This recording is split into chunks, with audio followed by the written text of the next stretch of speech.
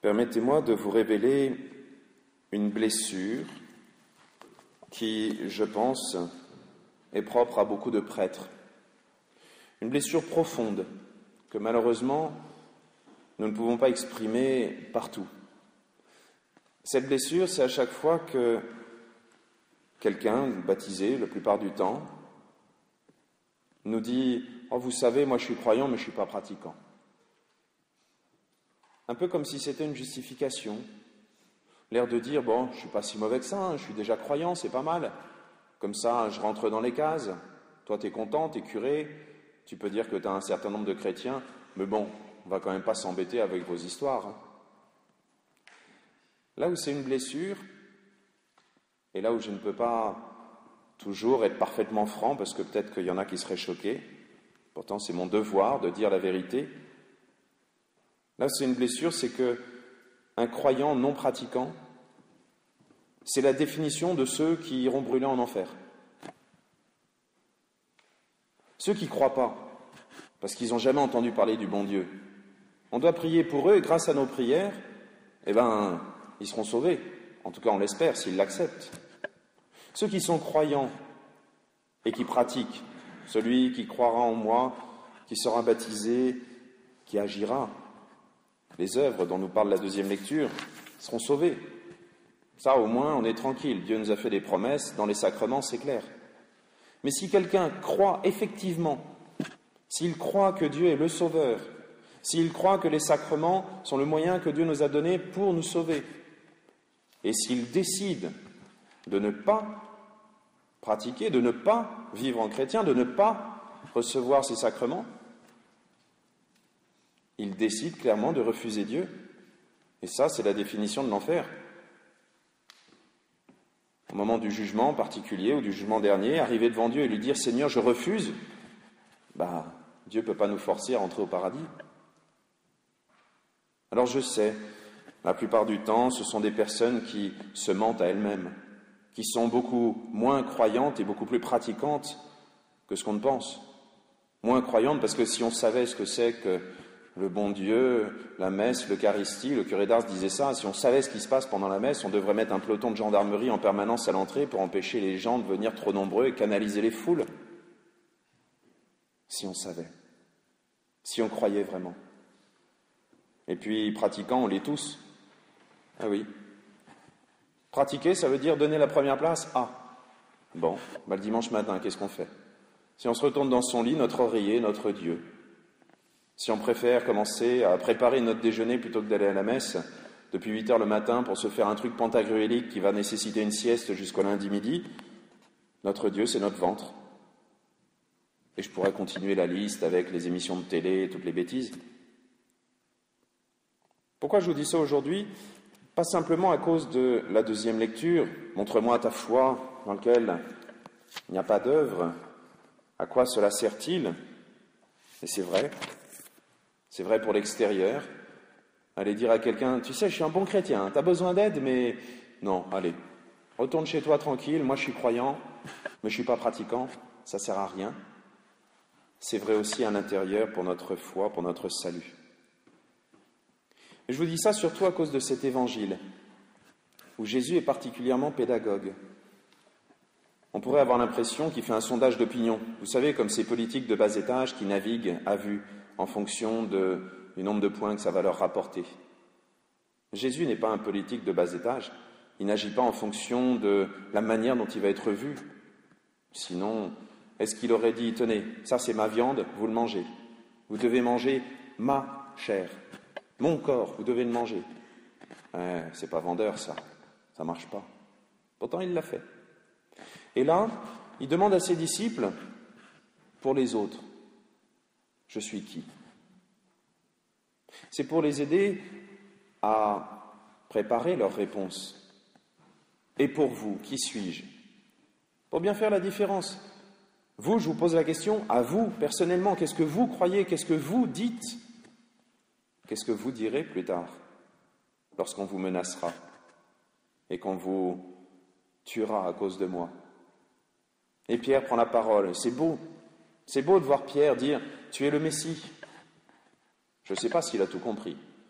À mon avis, il parlait du Messie comme beaucoup de ses contemporains, c'est-à-dire un espèce de sauveur qui allait sauver des Romains, qui allait rétablir un gouvernement enfin correct.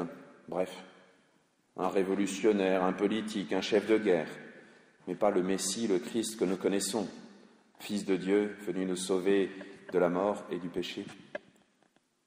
Et pour bien montrer ça, Jésus fait un espèce de pas en plus. Ce n'est pas simplement notre opinion qui l'intéresse. C'est bien d'être sincère, mais ça ne suffit pas. D'ailleurs, Saint Pierre, quelques instants après, au moment où Jésus lui dit « Vous savez, je vais aller mourir sur la croix, et après je ressusciterai », eh bien Saint Pierre, comme un ami sincère, dit « Non, je vais t'aider pour que ça ne t'arrive pas ». Mais c'était sincèrement une bêtise de dire ça. Parce que c'était le projet de Dieu, le plan de Dieu, de mourir et de ressusciter pour nous. Sincèrement, on peut faire les pires bêtises du monde. Désolé de prendre un exemple un peu violent, mais les Allemands, dans les années 30 et 40, ont choisi démocratiquement, librement, sincèrement, un chef d'État qui était un des pires qu'on puisse imaginer. C'était sincèrement une bêtise. Pour rester poli dans les homélies, je n'ai pas le droit de dire des gros mots. Dieu nous demande non seulement d'être sincères, mais de choisir sincèrement ce qu'il y a de bien, d'être cohérent avec notre foi. Et c'est vrai que notre foi, eh bien, il y a des choses dedans qui ne sont pas ce qu'on aurait choisi spontanément. Moi-même, spontanément, ce matin, je serais bien resté au lit. Une petite grasse matinée, un dimanche matin, ça me ferait plaisir. Mais bon, le bon Dieu nous a demandé de prendre notre croix, pas simplement pour le plaisir de prendre une croix, mais pour mettre à la première place les choses les plus importantes, pour le mettre, lui, à la première place. Et il nous donne un avertissement qui est un petit peu bizarre. Si quelqu'un veut marcher derrière moi, qu'il renonce à lui-même, qu'il prenne sa croix, jusque-là, on commence à le comprendre. On doit être les maîtres de nous-mêmes, prendre le contrôle de notre propre vie. C'est tout le défi de notre vie spirituelle de réussir à être un, et ça demande un vrai combat à l'intérieur. Mais plus que cela, il nous dit « Celui qui veut sauver sa vie la perdra, celui qui perdra sa vie pour moi et pour l'Évangile la sauvera ». Il nous invite à lui donner notre confiance, à lui donner notre vie. Et ça, pour le comprendre, un des plus beaux exemples, c'est le mariage. C'est vrai, un mariage, vu de l'extérieur, on pourrait dire que c'est comme une paire de menottes. On perd sa liberté. Alors qu'en réalité, dans le mariage, on choisit librement, sincèrement, c'est vrai, sincèrement, de donner sa vie à quelqu'un. Parce que, au début, c'est surtout un choix sincère du fond du cœur, parce que ça me plaît aujourd'hui. Mais c'est plus qu'une histoire de plaisir, parce qu'on peut devenir esclave de ses plaisirs. Et quelques années après, en voir une de quelques kilos de moins, quelques années de moins, et c'est vrai que ça ferait plaisir de changer. Mais ce n'est pas le plaisir qui nous permet de construire notre vie. C'est justement cette cohérence de notre volonté, de notre engagement, de toute notre vie. Et ce qui fait la beauté, la grandeur d'un mariage, la grandeur d'une famille, c'est être capable de faire rentrer ses désirs, cette sincérité dans un engagement qui est grand. Et cet engagement, c'est l'engagement du don. Je te donne ma vie. Et même s'il y a certains matins où je suis un peu fatigué, où j'ai pas trop envie de sourire, où j'aurais plutôt sincèrement envie de faire la gueule, eh bien ça fait rien. Je vais faire un sourire et je vais te dire mon plus beau bonjour, même si c'est pas facile, parce que aujourd'hui je décide, voilà, c'est joli lapsus, je décide au-dessus du désir de t'aimer.